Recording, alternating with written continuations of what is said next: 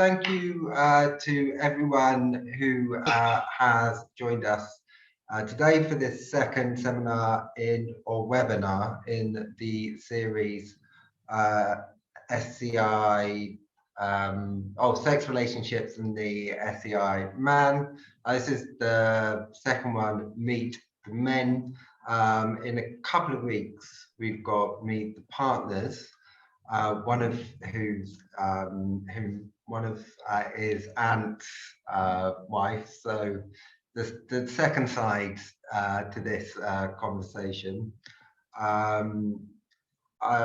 Beyond that, I think it's probably best just to start off by everyone introducing themselves, talking a bit about their injury, maybe their relationship status, what they do. And do you want to get going on that? Did you say me? Yeah. All right, pick on me first. Yeah, no, my name's Anthony Burton, and I've been paralysed for nearly 20 years, over 20 years, in an RTA, road traffic accident. I was left a C4 complete tetraplegic. So no movement or feeling from the chest down. My girlfriend at the time was also in the accident. We are now married with 2 children, living a very happy life. And sorry, 1 second, my mouse is just clicking everywhere. 1 second, guys, sorry about that. And yeah, two children, 2 dogs, a cat, and just living life and making the best of our situation. Amazing. All right, cheers. Gary, do you want to go next? Sure, yes. I'm Gary Dawson. I'm the support network manager in the North for the Spinal Injuries Association. I broke my back in a motorcycle accident in 2003. I was 19 at the time, was in a relationship, did have a girlfriend at the time. And in the 19 years since my injury, I have dated, been married, been divorced, and I am currently, I am now in a relationship, with my girlfriend, and yeah, I say, and that's me. Awesome. All right, cheers. Ian, you're up next. I'm Ian. I've been injured for nearly 18 years now. I'm a wheelchair rugby player. I was also in a car accident. My wife at the time, we'd only been married 9 months when the accident happened.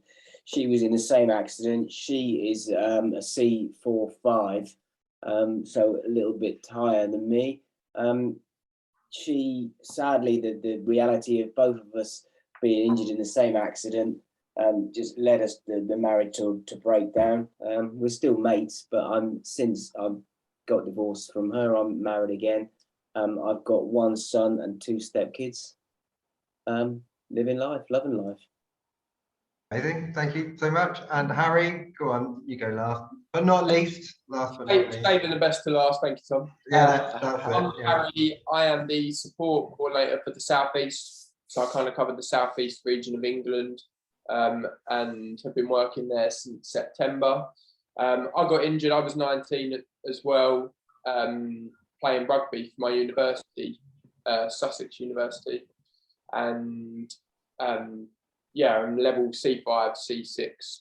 So it gave me paralysis from the chest down, and also complication in me hands and arms. I am engaged still with my girlfriend at the time of the injury, and we moved in together early last year and got a puppy for Christmas. So no kids yet, too much of a responsibility. On the way, mate, on the way. Yeah, planning to. Wow, the fun bit's practicing. The swimmers are frozen.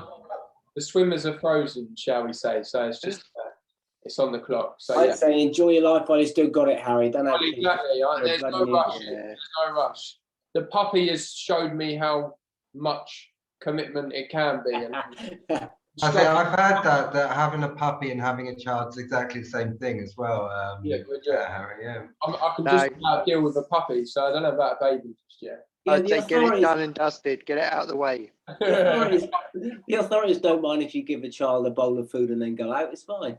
No, that's completely right, Ian. And the next webinar series that we're going to be running is how to look after your children. Parenting by Harry. Yeah. But what I'm originally thinking is if I have a kid at 32, then we can have a joint 18th and 50th. That's me planning. And that's the kind of like consideration that's really important when you're considering the responsibility of children. You sound definitely ready. Harry.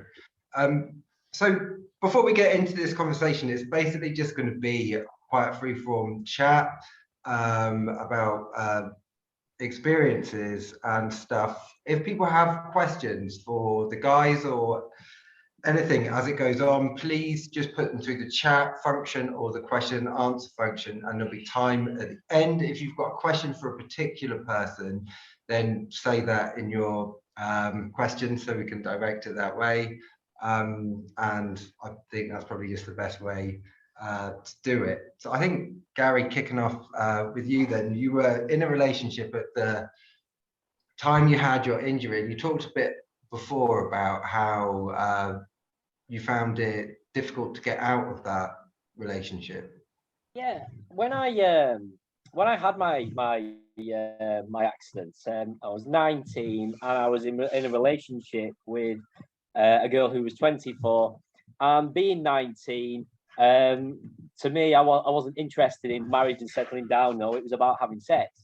It was about loving the living, doing the job that I did, going to the clubs at weekends, going to the gym, and we had a very physical relationship. And then to become paralyzed and sort of almost thrown into this whole new world, the dynamics of the relationship completely shifted as well. Whereas before it'd been very informal, it'd been very convenient for both of us. Her being right in the car next to my motorbike as it went down the road, and then her being there throughout my very acute days, through my intensive care, through my rehabilitation, and through all this obviously turmoil that I was experiencing. Our relationship was almost fast tracked to going from a physical convenience to being in love and being in this connection, this intimacy. But however, I don't think our paths were ever destined to continue on that way, regardless. And unfortunately, as our lives then sort of went back to some form of normality, I was discharged from hospital. I was no longer as independent as I am now, but I was before. She also had work, she had a child, and life then just generally got in the way. But because of my emotional state and how I was reacting to this newfound world that I was in, I was really struggling with my who I was as a person. Am I still a real man? Who was ever going to find me attractive? I'm dealing with incontinence, sexual dysfunction, body dysmorphia, mental health issues. So to then be in a relationship with someone that I wasn't enjoying, wasn't happy, the physical side of it had dwindled out, and then it was just this very negative, this downward spiral for both of us. Yeah, I didn't want to break away because I was so scared that no one's ever going to find me attractive. Now that I'm a wheelchair user, now I'm disabled, and all these other very negative connotations.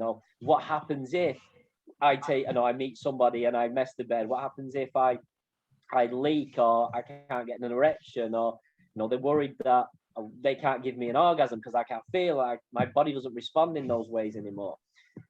So it bred this really difficult situation where I felt trapped, that I was too afraid to leave, and through discussions later, it was very much she didn't know what to do either. She was forced into this situation as well, and it was not one that either was ever planned for or expected, especially such a young age. So unfortunately, we ended up being together for about a further probably 4 years following my injury, and I can't particularly say, not saying that we were bad to each other or it was a negative thing, or it wasn't something that was abusive or anything like that, but neither of us was happy, and the best thing I think that ever happened was for us to break up.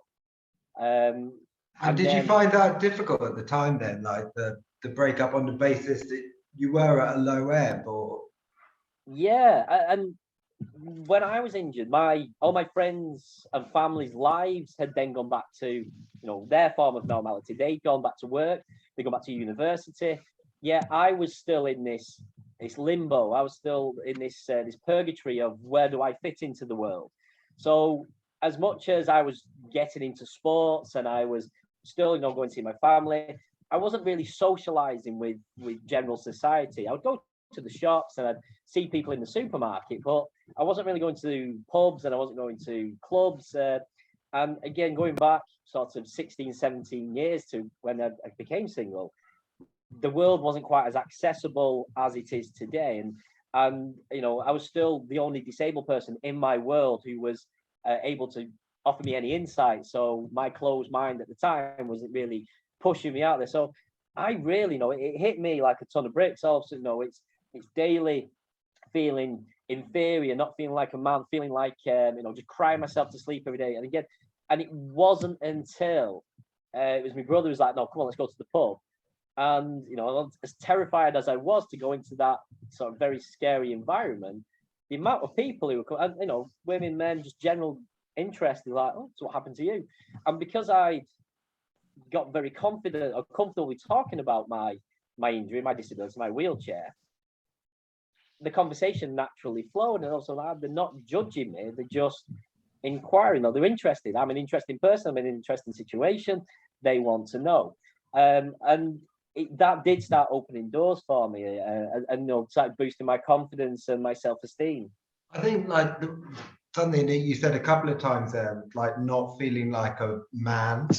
Like I don't know if that's something that anyone else identifies with after their Certainly injury. when a first injury, yeah, it does. But then you realise, I mean, like Gary was saying, if you were sort of together for 4 years, that for 4 years, you're still learning about yourself after injury, aren't you? Same as I was when I was first injured. But I think you then start to realise that it's not just about, I mean, we all know why we're here. But certainly, intimacy is more than just sticking it in, isn't it? There's more to it than that. It's that kind of insight that we're here for sure, Ian. Well, that's the reality, isn't it? Yeah. It's more than that. And when you find the right person that you can connect with, that side of things, the fact that you don't have full physical movement and things that you used to have, and your body operates differently, doesn't actually matter. So is it like is that being a man then is coming to the realization that intimacy is more than just, or are there other elements to that are? Of course, there are always times where you kind of wish you could pick your partner up and throw them on the bed, kind of thing. But that's the reality, is that you can't. But I mean, I think there was what was that film, The Making of Men, the one that was on about the history of the spinal injuries unit at Stoke Mandeville, and Ludwig Gutmann has said there's more than one way to skin a cat. That's the reality. There is. When you first go home for your first weekend, you realise that there are certainly challenges that come with spinal injury. Like Gary was saying, when you first wet yourself or whatever it might be, those are things that come with spinal cord injury, and that they're the kind of the unpleasant side. But also you then got to live with them. But you also then find out, like you were saying, if I go to let's just say, if you go to a busy bar and there's a group of guys at one end of the bar and a group of girls at one end of the bar, I'm going to go to the end where the girls are, because the wheelchair, actually, you learn, breaks down barriers, doesn't it? Gary, you must have found that. You can start a conversation out of nothing. And I know full well I couldn't have started conversations that I've had if I'd been stood up waiting to get to the bar. I suppose that's it then, Gary. It's the leap, isn't it, to getting to the position where you're out on a night out and you're going to take someone home. Like what you've obviously been through that, like Damien gave a really good description last week of guys out on the pool, but how was that like the first time you did it after your injury? The first time, it's because it's happened in so many different circumstances. It's always different, and it's it's not, again, not the same as just being really drunk, having that full-on passion, take home and throw them on the bed, as Ian was almost describing then. It's because it just physically can't happen that way. And one thing that, for me, and again, I obviously can only speak to my own experience, but because, as Ian was saying, having been in a wheelchair instantly breaks down barriers. You are, you're very non-threatening and you're very interesting straight away. And the amount of women who would come up to me and just talk to me, and because I've always been, especially once I got more comfortable with my situation, sort of that sort of 5 years into my injury, and I had a bit more worldly experience, and I was a bit more understanding of what my barriers and what my boundaries were as far as managing my spinal injury. I was very good at opening up about it. Someone had asked me, tell me about it. And it's like, well, I broke my back when I'm 19. Oh, that's awful. It's like, that is my in. And not that I would take advantage, but because it was very much an opportunity to say, look, I'm going to talk to you about. And a lot of people found that incredibly endearing. So I wouldn't, again, it was very different to being an able-bodied person, dancing night away with someone and the throes of passion taking over. It was more actual. I end up having a conversation with an individual. That developed into, well, do you want to come back and continue this this conversation, which will inevitably then lead to getting into bed? Because that openness about, look, this is my limitation. No, I can't feel this. Touch it, I can't feel it, type of thing. And again, just to invite that level of insecurity to them to say, look, I'm a vulnerable person, but I'm willing to share this moment with you because I want to educate people, but I'm still human. I'm still a man. I've still got desires. I've got fantasies. I've got all the things I had before as an able-bodied person. I just do things differently now, and it means that we'll connect on a different level. I'm not going to be the jackhammer banging away all night, but my hands work, my thumbs work, my tongue works, my mind works, my mouth works. I can intellectually stimulate somebody to arouse them, and again, that would then leave on. And exactly what Ian was saying before. Then there's many ways to skin a cat, and once you engage that level of intimacy with somebody, and release the mind to get them to open up about, well, what is your fantasy? Is it the guy taking you home from the club and again jackhammering all night? Sorry for the horrible metaphors and things, but I can't do any better ones to use. No, it's good. We're getting all the metaphors out there. I'm sure we'll find a few more. We can have a list of quotes to put up after the webinar. I've got a question for you, Gary. Go ahead. Would it have been different if you were single at the time of being injured? Do you think because you had that 4 years with your partner that you could almost try things out and learn how to do things to then go out and experience it with other partners? If you'd have been single at the start and then been entered in that world, do you think it would have been different? Hindsight's a wonderful thing, and obviously looking back, I can't just look back and say I was in a relationship which turned out a bit unfortunate, and I wasted 4 years, because it wasn't a waste in the slightest. To have the emotional and physical support I got from my girlfriend at the time through that first 12 months of my injury was phenomenal. I would not have, I can't say I would not have survived, but it would have been a damn sight harder to not have that support. However, being then tied, and it sounds again a horrible way of saying, but tied to a relationship that was not productive for either of us, I think would have been much better if we'd have just sort of called it quits early on. My experience of going through rehab, especially sort of back in the day, going back to say the early 2000s, is most of the patients in there were either dating or seeing a member of staff, or the staff were all married to previous patients. And again, it's because it's an environment where you are forced to open up, and they see the darkest side of you, and they don't care. And it is a great way to sort of build those relationships. It's a really tough one to answer. I'd like to think that if I'd have been single when I was in there, my life would have probably gone that little bit further faster, because instead of saying no, I'm not coming out with my mates because I'm over at my girlfriend's, it'd be, no, you've not been out the house for 3 months. Come on, we're going to the pub, we're going here, we're going there, we're just going to the park, we're just going to go meet people. And I think that would have been a lot different. But who knows? It's hindsight. Say hindsight's a wonderful thing. I mean, just listening to you guys talk about this perception of a man getting drunk and jackhammering all night, I'm sure it's like what gets most women like. It's not like, it doesn't sound like the most attractive thing. I guess like I think that is the problem. Yeah, That is, us men have a warped idea of what women want, and it's not until we actually in a proper relationship and comfortable with someone you realize what women really want, and that's the closeness. It's not about going all night long, although you still can if you want to, you know.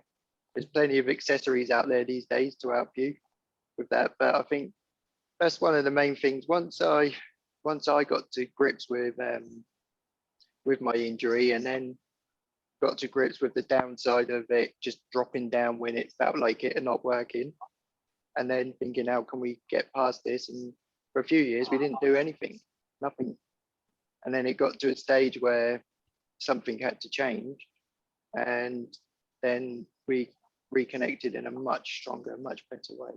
Because I think you shortly after your injury, is it not right that Jen got pregnant?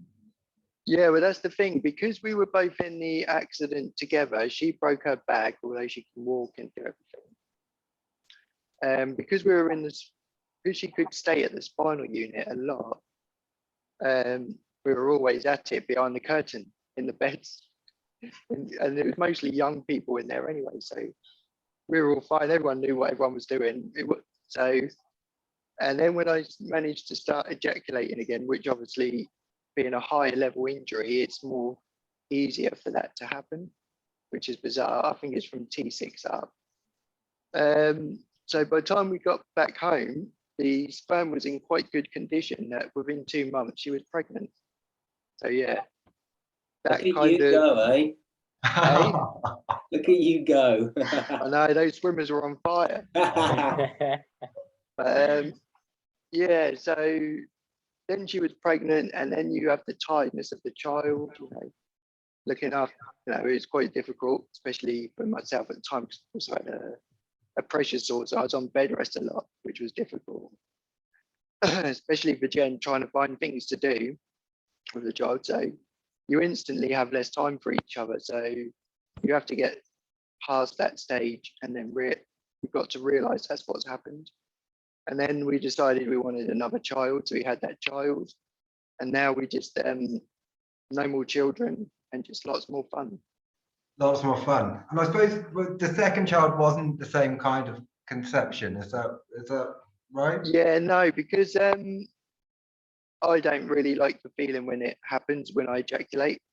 The autonomic dysreflexia is quite strong for me.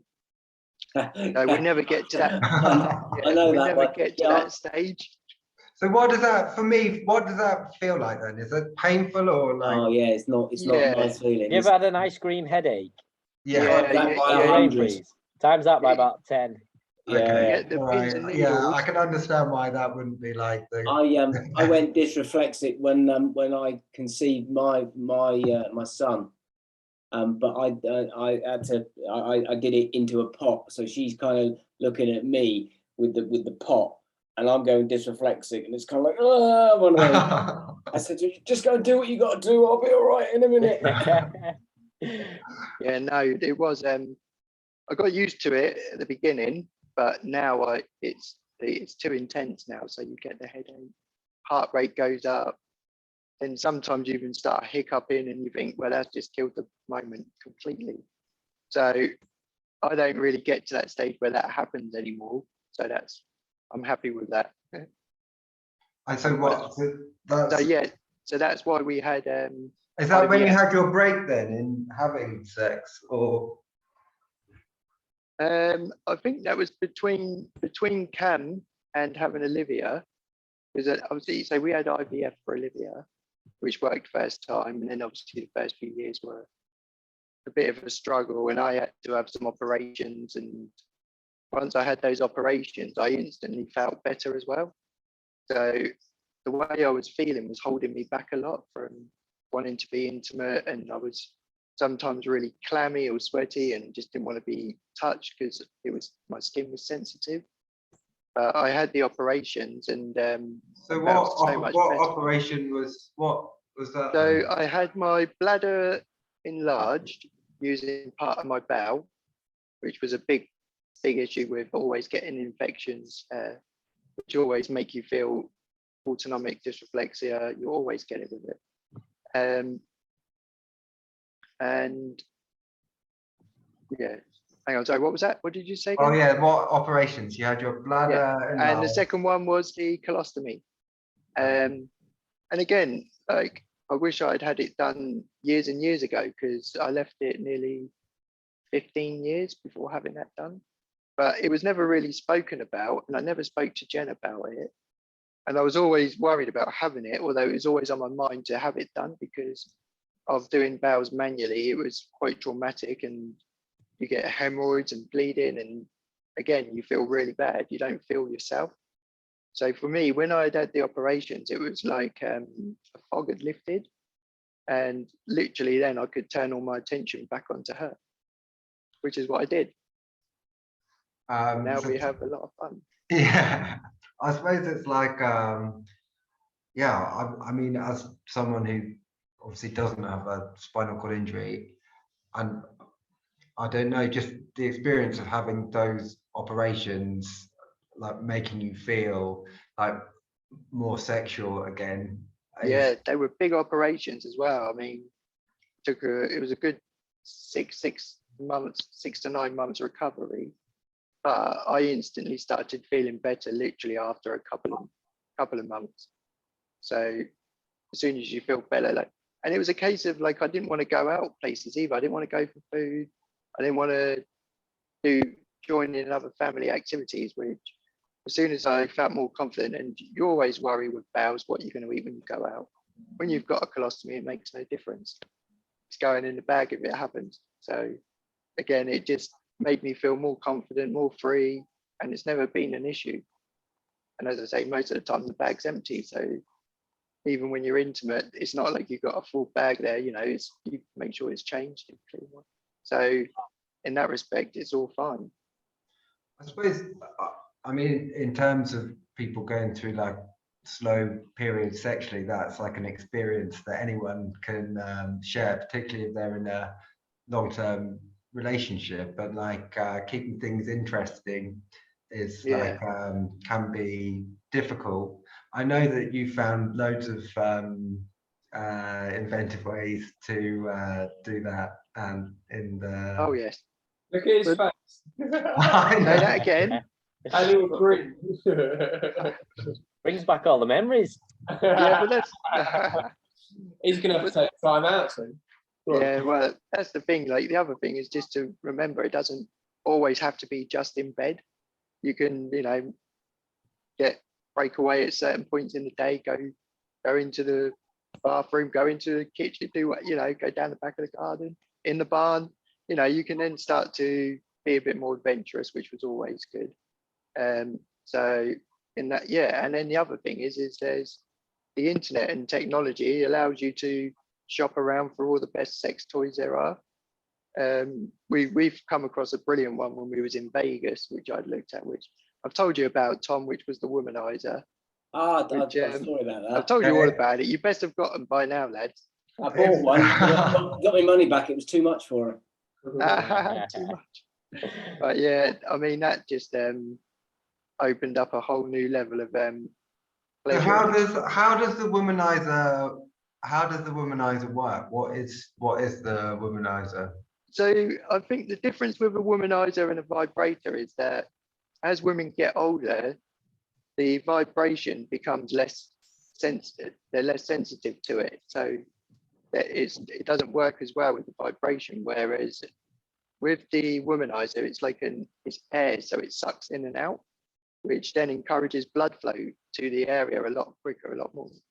And I was the first time she literally blew within 2 minutes, and it was I was soaking wet. Let's just say that. I don't shower the next morning, but yeah, that was the. I think that's the difference between the two. So I think, like you say, as you get older, you find more things that are beneficial for you. So, and that, you know, obviously you still use vibrators and other stuff like that as well, but when you want to go for the big orgasm, it's the womanizer. I think if we could see all the attendees now, which we can't, obviously, everyone would be writing that. Yeah, I think everyone's got their phones out right now and searching. Yeah, looking it up. Yeah. And also, Tom, the body's a weird thing where, although I can't feel from my chest down, other areas are almost heightened heightened sensitivity. Yeah, when it's occurring, so like around my neck, my ears, everywhere. Yeah, same for me, Harry. It's probably just as pleasurable for me, maybe not as pleasurable, but like before, without even feeling most of my body. The heightened sensation I get all around the other areas make it just as fun for me and her, rather than me just laying there. Yeah, you still get that kind of orgasmic feeling because the skin where you can feel is hypersensitive. You know, soft kissing or nails and stuff. You know, it does feel a lot nicer. Certainly, I found a big difference is you're not just going to blow your load and go to sleep. Yeah. Which believe me, I did when I was in my 20s. I was, in my opinion, I was brilliant, but that was just my opinion. No, I was absolutely terrible then. I'm much better now. Yeah, I absolutely, totally agree with you, Ant. I thought I was good then, but yeah, the reality is I wasn't. Yeah, I think maybe the key to bed, being good in bed, isn't just thinking that you're good in bed and like paying a bit of attention to the other person, perhaps. I don't know. Yeah, you want to make sure you see the other person being pleasured and that you can see they're enjoying it. Like you can tell when it's fake, and that's no good. But it's a journey. Sorry. I get more pleasure out of that now than my own. Yes. That's more pleasurable for me than my own pleasure now. Yeah. Was. Yeah, I'd agree. I think say from that back in the being 19, this mentality of what it was to be a man, all these preconceptions, to actually what pleased me more was to be able to give somebody else pleasure, to be able to still give them an orgasm, and to still create this sensation, this aura around them. For me, that was like, I'm still functioning part of this, and I'm still needed, still attractive, and they come to me for this, and I think that makes a big difference to them. Since that's boosting your own confidence and how you see yourself, and how you see yourself as an equal partnership within this within the relationship, regardless of what your impairment, feeling, etc. is. And just going off what Harry was saying, then it's amazing how when you have paralyzed limbs, the bits that you still can feel, how amazing it does feel to be touched, or kissed, or whatever. But it also doesn't mean that the bits that you can't feel, we just ignore. We don't have sex, because we still have our eyes, we have our imagination, we still want to engage in that part of the act as well. So to still nice to see it in our mouth then. Exactly, it is that still, because you're still seeing things, and it's like, and plus exactly. We've all got the knowledge of what it felt like before, so it can still stimulate those memories in there. To heighten that experience. Couple of good friends of mine. One of them says that once you go spinal, you don't go back. And there's another mate who's once he's been for a few girlfriends through his times of injury. He's often, when he's finished with one, said, "Well, there's another one I've ruined for able-bodied men."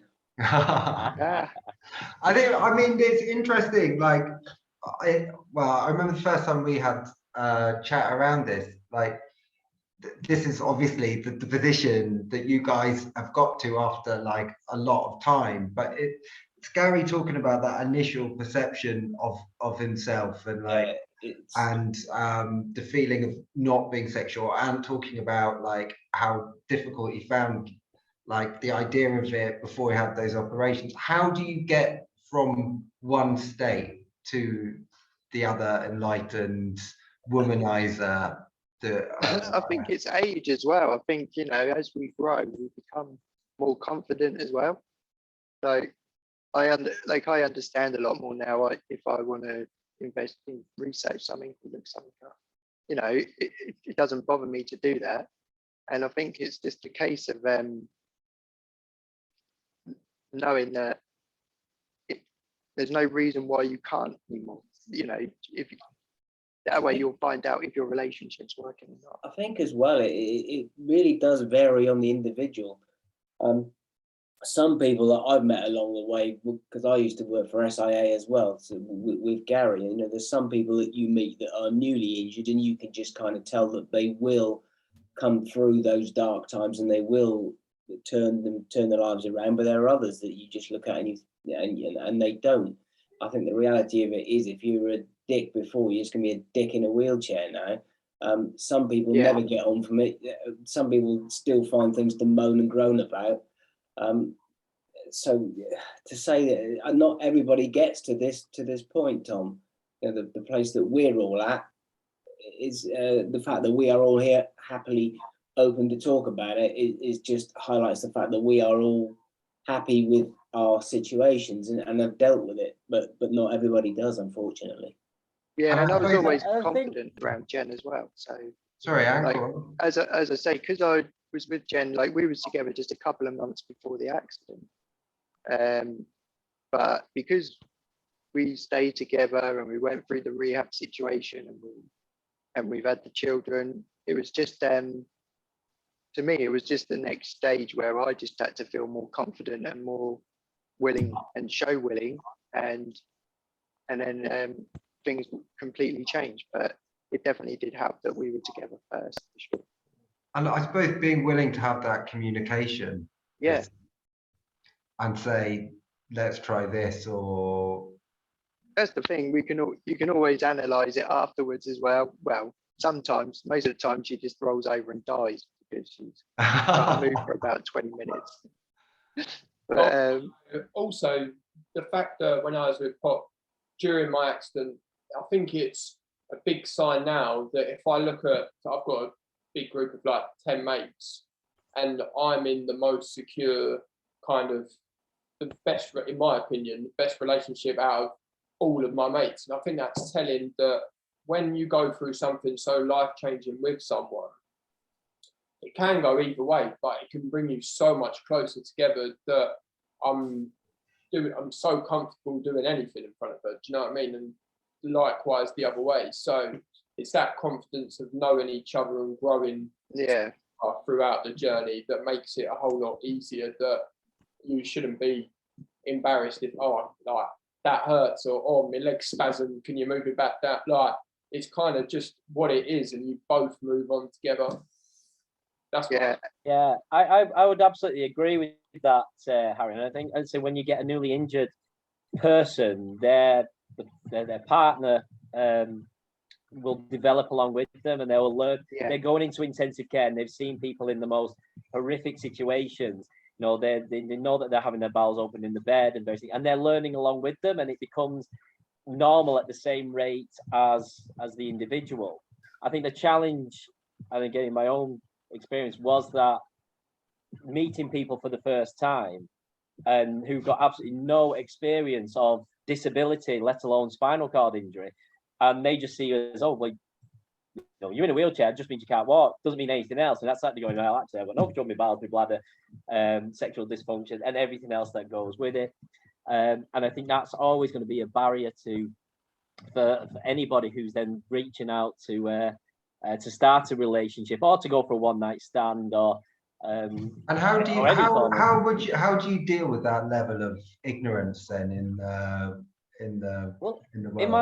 I've been on I have been on sort of dating apps several times over the years, and I have tried putting it where, you know, here's a picture of my wheelchair, here's a brief description of what happened, and you know, you would get a good amount of interaction.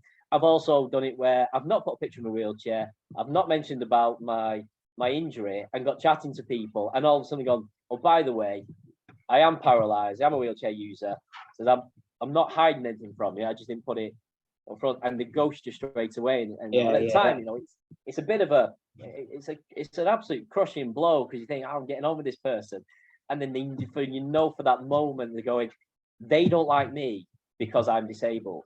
So for that split moment, there's this pang of anger and frustration. But then you have to look past it and go, well, they're a bit of a dick. If they can't see past, they weren't worth the effort anyway. Yeah, and when you move on to the next one, but it doesn't stop it being hurtful and difficult. And I do think, I'm just coming back to the discussion we were just having before this question, the transition between going from injury to engaging in sexual activity. You've always got to remember that a spinal cord injury affects every aspect of your life, and it's been related, or it's been linked to having a spinal cord injury is the equivalent to having a full-time job. And when you're going through rehab, that's exacerbated tenfold. So the fatigue, the chronic pain, spasms, it's such a difficult thing. And at the end of the day, you can't even keep your eyes open, let alone try and engage in some sort of activity with your partner. And even that can take a long time to adjust to. And the difficulty is you don't want to go too far, where your relationship has become patient and carer, and you've lost that intimacy. And it's some people go for years. I mean, several years after injury before engaging in any sort of physical activity again with their partner.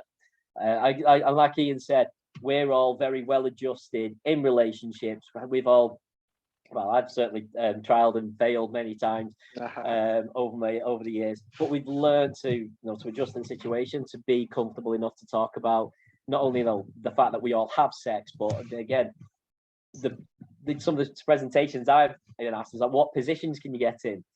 Natural assumption, you're paraplegic, you just lie there on your back. No, I've actually got upper body strength, I can get on top. Because I can use my arms and my shoulders, I'm able to actually engage in sexual activity from being on top. It's hard work. It's more of a workout than going to the gym, but it's worth it every now and then. Worth a happy ending.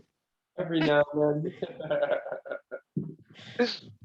Actually, it's funny, actually, Harry, because I think you're the only other person I know who's still with the person who, at the time of your injury. Everyone I was in hospital with, they was all came in with partners and they all split. They all left. It does happen.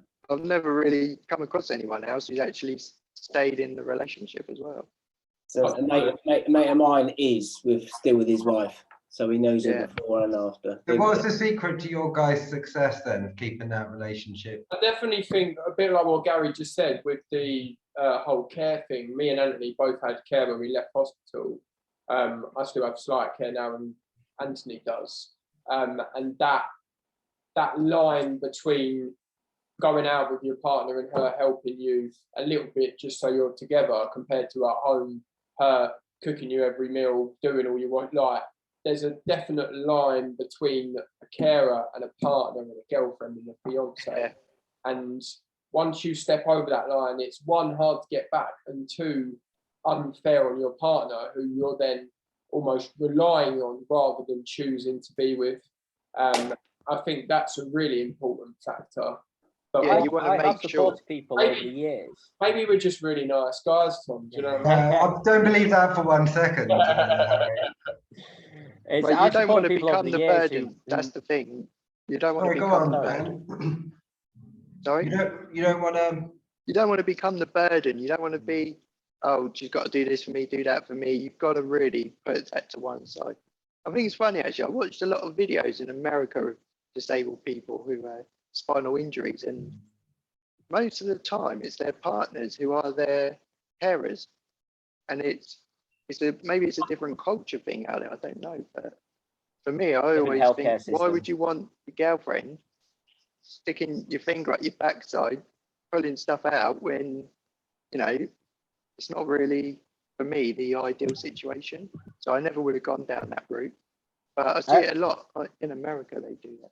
I have to say, not the ideal. Sorry, go on. The SCI, we don't advocate for partners, family members, friends to become, to do the personal care of an individual. That is why we do have the NHS, we do have CCGs, we do have continuing healthcare as and when that's appropriate. Obviously, going through rehabilitation to teach someone the skills to be as independent as possible. And don't get me wrong, I'm the only paraplegic on this call, and I am incredibly independent. I do have the full use of my arms and my hands, but over the years, I've had to have help in situations, whether it's because I've had an accident and they've had to clean the bed, and it's measurable, but it's not something that becomes reliant, not something like, and as Anthony was saying, I wouldn't want to become a burden, in which case they would then see me as not a partner, sexual person, an equal, as opposed to, oh God, I've got to look after this person. And I do think it's a very common thing, and I think there's a lot of, especially in those acute early days, there's a lot of family members that no matter what, I will do this, I will look after them, they're my spouse, they're my everything, I will do it. That can really take a toll on the long term of relationship, can really change the dynamics.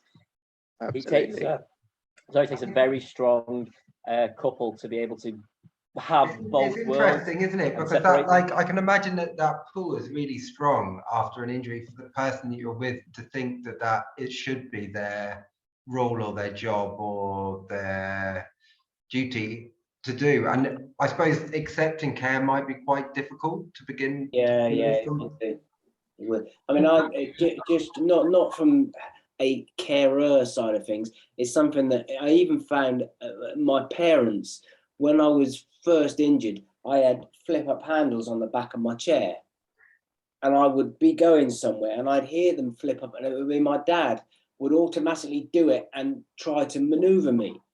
And it was just that wanting to care, but I didn't need it. And then when I got a chair like I got now with no handles, my dad, when I first got a chair like this, said, "Oh, you got no handles?" So yes, Dad, I've got no handles because I don't need them. If I need some help, I'll ask for it. But you're right, it's that wanting to care, wanting to do that thing for your loved one, but it's finding that point where it needs to not be a carer relationship, if it can be avoided, like you guys. And especially if you've got children, things like that, you can't expect your partner to do most of the looking after the children. Like for me, I couldn't go and prep anything because my arms don't work at all. So if she was then to have to make sure I was fine throughout the day, as well as what make she'd sure be doing all the time. There's no break, and you have to have that separation. And that's why I say, like, I will take the kids out on my own just to give Jen a bit of time on her own now. They're at an age where I can do that now. Obviously, Cam's much older, he can do his own stuff. But Yeah. Olivia's 7, and she likes me to take her out places and go and do stuff, and it gives Jen a bit of a break as well. And It's like Gary was saying as well, that there becomes a time I'm completely independent as well. I have got some limitation in my hand function, but I've got enough function to be independent. And there are times where you'll have a bladder accident in the middle of the night and your wife does have to change the sheets, and it's frustrating to not be able to do it yourself. But so there are times where kind of a carer role has to come in, but I would never need it or even want her to do anything else for me. I suppose thinking about this idea of being a man and accepting care from outside, like I suppose your typical image of a man is this, like, I don't need hunter gatherer. Yeah, that kind of thing. Is that something that you feel like you would Well, like I think that's a good point, actually, because you would feel a lot less manly if you're always relying on your partner. It's nice that you can surprise them with stuff, book somewhere to go away, do something. And I think that gives you that feeling of being a good partner, but also still feeling like a man. I did have a comment once. My wife's ex said something once about me doing something as the current partner. He said to her, "Why don't you get Ian to man up and do whatever it was?" And I was infuriated by this, because it was like, man up. I've manned up more than you can ever imagine after breaking my neck. Believe me, I've manned up. Don't you even insult me by telling me to man up. I mean, okay. I mean, it's such an awful expression. It is. Man up. It is. Yeah. What does that mean? You know, Yeah. Exactly. what does that mean? What, like, it Be means stereotypical act like, man women don't like. yeah, be like that. Be, exactly. I mean, yeah, sorry. Personal. I know. It is annoying. Personal It's a gripe. really annoying phrase. I know, it's just really stupid, isn't it? It is, and it's one of those throwaway phrases that I think has become very common in society of a certain generation. Yeah. Again, it's been thrown at me several times, and again, it in a circumstance, not because I couldn't physically do something, but because I was upset, I was struggling, whatever. Oh, come on, man up, you can do this. It's like, you've no idea what it's like to have a spinal cord injury, to face this. And I say, the fact I've not killed myself today, or I've said that I'm going to, means that I'm doing a good job today. That's all my goal is. And again, speaking very, very frankly about those acute days that I went through.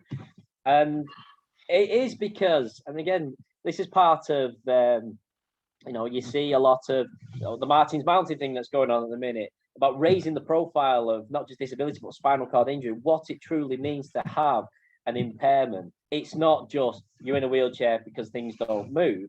It's everything that goes with it. The fact that we get out of our beds every day and go to work or volunteer or go play sports is a massive achievement in itself when you look at everything that's gone with that.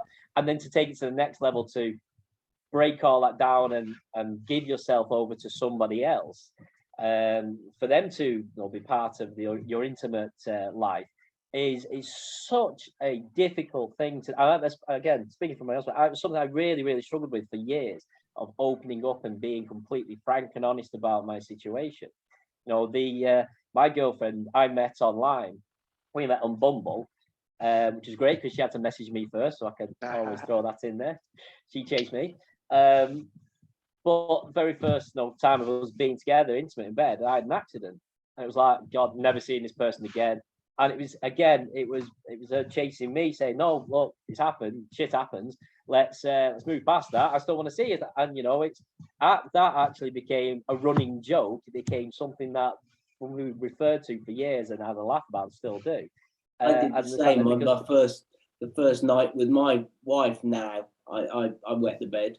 Oh, there you go. There's the secret to relationships. That's it. That's the secret, guys. We've discovered it. Discovered it here. I think it's so interesting for me to hear every time that we've had these chats, to hear you talk about how your whole perception of what it is to be happy and make yourself happy, and how that relates to this idea of being a man and letting that go, and communicating and chatting about needs, sexual and otherwise. We've had a question through from Amanda, who said that when your environment was designed to meet your needs, was sexual activity considered, and would you have considered it yourself? So I don't know who. I'd say when I was rehabbed, and again early 2000s, the focus was very much physical. Here's your wheelchair. Here's how to transfer. Here's how to manage your bodily functions. Go and enjoy the world. And then you go home and it's like, terrifying, big, scary world. I don't fit into this, and nothing is considered. Whereas, and again, the internet was not what it was. Even, there's no Facebook, there's no YouTube, no Instagram, there's no TikTok, there's nothing like that where you can get snippets of people's lives. There was no peer support. There was no one coming round sharing their knowledge and experience. And again, that's how crude it is. Even accessing porn on the internet was so limited that there was no sort of real insight into how am I going to re-engage with my physical and sexual life. So I think things have changed so much now that if you look at services like provided by Michelle Donnell, the psychosexual therapist who goes on spinal units, specifically to talk about intimacy and to talk about rebuilding relationships. And it's okay to still feel sexual and still have fancies and still things. You're still the person you was before, albeit impaired physically. Doesn't mean your mind has been switched off. You still have to engage and accept and acknowledge all that aspect of it. But I do think there is so much more openness around the discussion that sex is not a taboo thing. I think it's difficult for nurses, doctors, and we've got another question on that as well, actually. And before we do that, I know that Anne had a cupboard fitted for all those sex toys. So here you have had your environment sorted, haven't you? Yeah, mine too. We call it the gun cabinet. Yeah, yeah. Okay, so here's the next question. As health and social care is a female-dominated profession, how does this affect you being able to help with sexual activity? Do you think it would have you would have accepted support and guidance if it be talked about and offered earlier than you sought it out support, or do you think it makes no difference at all if workers are male or female?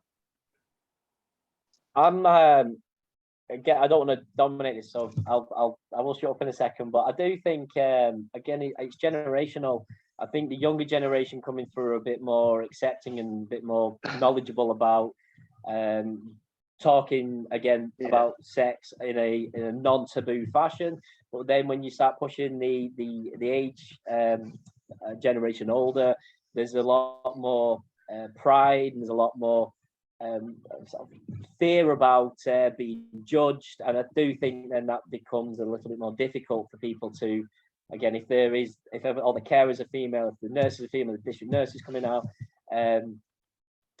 everyone in their world who is there to interact with them in a medical way who's female, I don't think there's always opportunity to have open and frank discussions. Or additional to that, I think it's much more difficult to have that banter and throw those uncomfortable throwaway comments when somebody's changing your catheter, or if somebody's cleaning you up and you want to break the tension by making what would probably be classed as an inappropriate comment, but in the situation is quite fair. I remember being in intensive care and getting an erection because a male nurse was cleaning my catheter and made a, God, I'm gay now, because he gave me an erection. And at the time, it was just, I just need to break the tension because this is making me uncomfortable.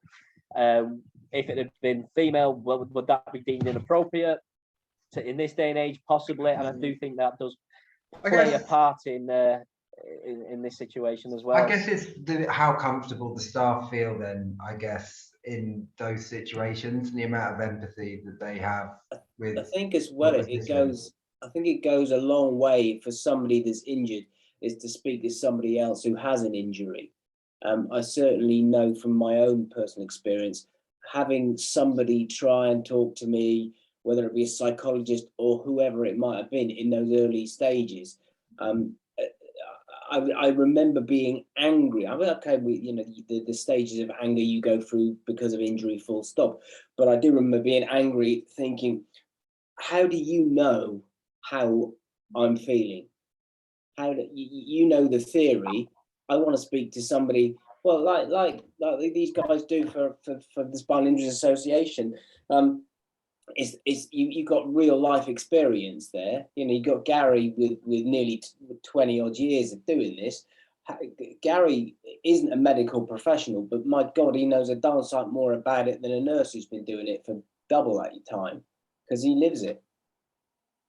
I suppose, is timing a thing then for when people approach you to discuss sex? Yeah, I mean, certainly I've found through my time working for SIA that when you go and meet someone who's newly injured, you can tell if they're ready to speak to you or not.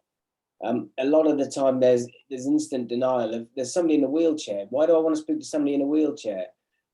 And the reality is, well, if you're in a spinal injuries unit, then chances are you're going to be in a wheelchair. So you do need to speak to somebody in a wheelchair, but perhaps you're just not ready for it. And that could be the individual. It could also be the family. That kind of la, I don't want to think about it. Don't want to talk about it. Wheelchair. No, not me, not us. And I suppose that's like,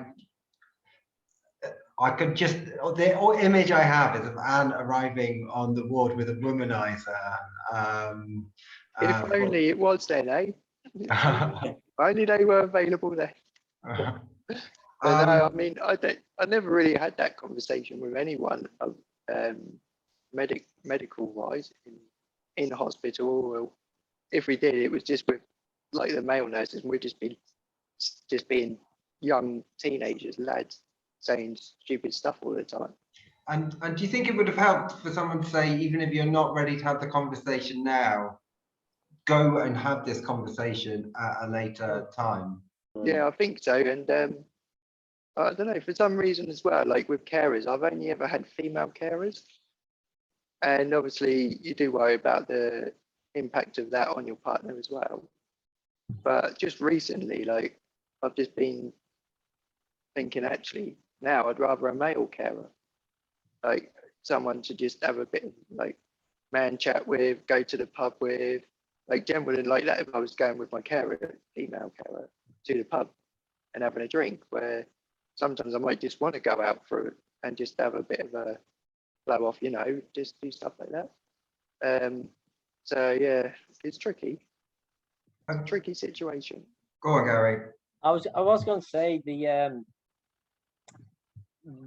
access to information that people do have now.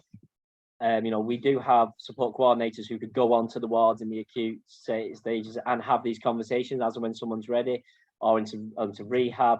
But additional to that, there's some amazing social media groups now. So people on the call here will be aware of the SCI Owners Club, but which is a closed group for people with spinal cord injuries alone. But there's two subsidiary groups off the side of those, the locker room and the powder room, where if you're male, you know, you're in the locker room, you're feeling in the powder room. And obviously I'm not in the powder room, but the discussions that happen in the locker room are hilarious. And the questions that they ask are questions that I've been asked as a support worker going in to help someone who's like, well, actually, the person I was supporting at the time regularly engaged in, you know, ladies of the night, we shall say. And he's like, well, I still want to continue doing that. And I was like, well, I will find out an accessible club for you type of thing. And, you know, it's but to have that safe space to ask those questions. I don't think generally just speaking to your nurse or to your carer or to your consultant or ward round, or by the way, can you find me a swingers club type of thing is going to happen. But there is environments these days where being put in touch with the right people, anybody on this call, for instance, would be able to signpost to the right person to get you that information. And I think that is I mean, we've got to pass to now, but I think this, coming round to this message that was the end of the last webinar as well, which was the most important thing that you can do is chat, is talk, is open up, is ask questions. I certainly think as well, Tom, that we are lucky in many respects that the spinal injury community, we are very supportive of each other, whether you're new into it or been in it for 30 odd years. You know, we all come from different areas of life, but the one thing we do all have in common is that we do all have spinal cord injury. They always say, Ian, they always say if you put two spinally injured people together in the first 5 minutes, they'll say how they do their bladder, how they do their bowel, like you know everything about someone in the first 5 minutes. Whereas if you just met a random stranger off the street, it doesn't happen. Did you do your ablutions today? Yeah, there we go. That's what I'm gonna start doing then. All right, guys. We've got to the end of the hour. We could keep talking forever. Thank you so much for all taking part. It's been fun. It's been a real honour chatting to you so much over the last few months. I'm sure we'll keep in touch anyway. Definitely. Thank you to everyone for tuning in. Just before we go, Tom, just to let everybody know, if there are any health professionals in there that are watching and looking, use the Spinal Injuries Association. It's a whole huge wealth of information and resources. All the team there be more than happy to help anybody, point them in the right direction. You beat me to it, Ian. I was about to say exactly the same. And yeah, the level of services that we provide, whether it's one-on-one to groups, to healthcare professionals, they'll do care, get in touch, and we'll be more than happy to support. And we do have a very good mix of male, female, and other diverse backgrounds who you can tap into for your clients, etc. Services, patients. Amazing. Thanks so much. Thank you so much, guys. And next 2 weeks time, we've got the partners, so like a different view on the whole you'll get Jen's side next. Thanks so much, everyone. Take care. Have a good day. Bye-bye. Thanks a lot, everyone. Bye. Bye. guys.